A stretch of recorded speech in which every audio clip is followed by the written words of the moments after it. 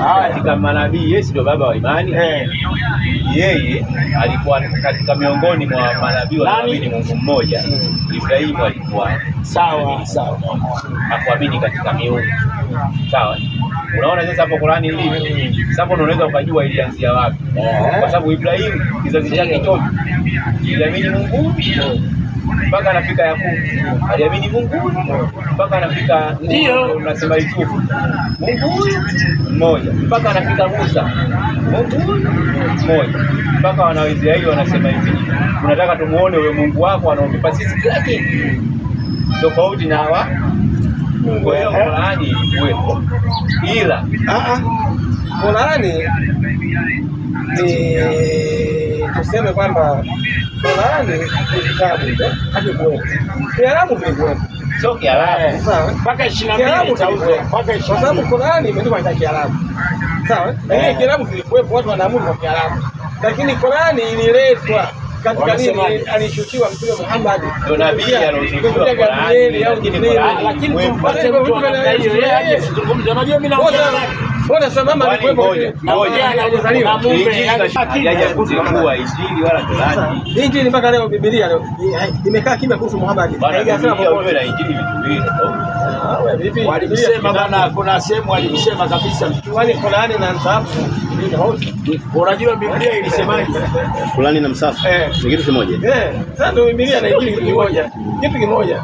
Biblia na Injili kitu kimoja. Injili ni kitu ambacho kimehifadhiwa katika Biblia. Sawa? Injili ni maneno. Haya. Musa akachukua na Torati.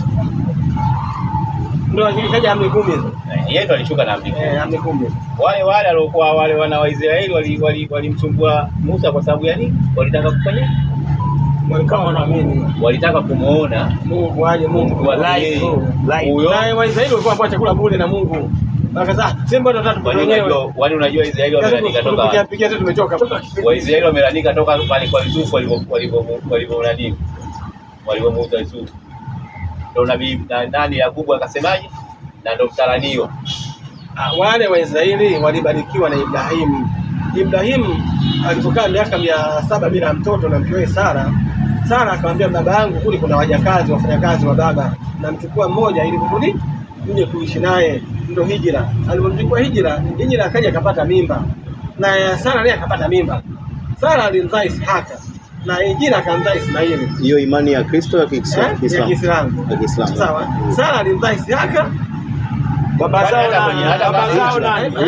zao nani? Hijra alimzaa Ismaili. Baba yao mmoja Ibrahimu. Sawa. Kwa hiyo wao wote nao Ibrahim. Wote Sara alikaa mke wa Ibrahim. Sara ni mke wa Ibrahim. Walikaa miaka karibu 700 bila mtoto. Sara akamwambia mumewe, "Mbona kuna wafanyakazi wa kike wengi? Kwanza mchukue mmoja nimlete hapa, ndio kupata mtoto." Awe mke. Hizi mali tutapata atalisi nani? Akamchukua Hijra. Alivyokuja kwa idhini ya mkewe Ibrahimu akamwingilia Hijra. Alioa kihalali. Anaenda kumwozesha. Aliolewa kihalali. Nani? Nani kaozesha shega? Yule akusini naye. Yule alipewa kipindi kile. Ngoja kwanza. Tu alikuwa aliwalisia alizaa na Hijra. Unataka kusema sawa. Nakuja hapo. Alipokuwa amezaa watoto wawili, Ibrahimu mwishoni mwake akawa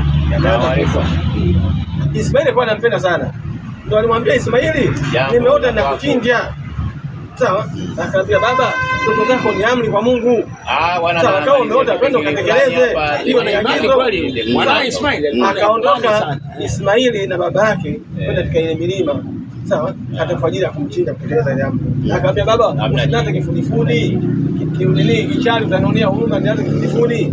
Ili usinione. Unaona nichinje. Ndio wakati wanamchinja akaitwa kondoo. Kabla kumchinja ndio pale Waislamu fungo tatu wanachinja. Hiyo ilipotokea ibada ilianzia kwa Ismaili tu. Sasa ibada ya kuchinja Muhammad hajaja, ibada zile inaanza kwa nani? Kwa Ismaili.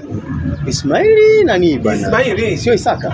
Ismaili. Isaka sio Isaka, ni mtoto wa Sara. Sasa Isaka ndio mtoto wa nyumba kubwa, mke halali Isaka. Sawa. Ismaili nini? Ibrahimu akamwambiaje? Akamwambia Ismaili aliyetakiwa kuchinjwa si ni Isaka. Isaka nyewe watu wa Kristo ndio wasema Isaka. Ismaili alipotaka alipokuwa amemaliza ile akamwambia Ibrahim, akamwambia Ismaili, kamlete kondoo mweupe nikubariki. Wakati Ismaili anakuta kondoo, Sara akasikia, akamwambia Isaka, chukua kondoo kwa babako. Sawa, baba yake akaenda, ndo Waisraeli hao, kwa sababu hao Isaka ndo bani Israeli.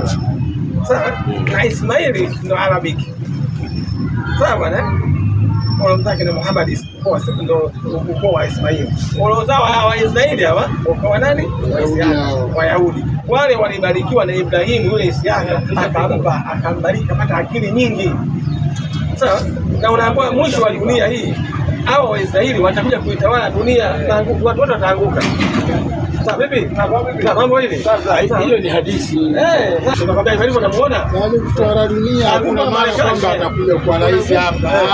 Yaani kuitawala yale mataifa makubwa yote kama unavyoona Marekani. Asilimia kubwa ni Wayahudi ndio mapresident. Watamtumilia yule asalenda. Ndio Ukraine wote ni Wayahudi. Unaona? Yaani kila sehemu watakuwa wale. Ndio wale. Na hao Wayahudi hawakubaliki na Mwenyezi Mungu. Kwa nini? Mungu hawahitaji. Kwa nini hawahitaji? Wewe hujui bana. Hawapaji akili.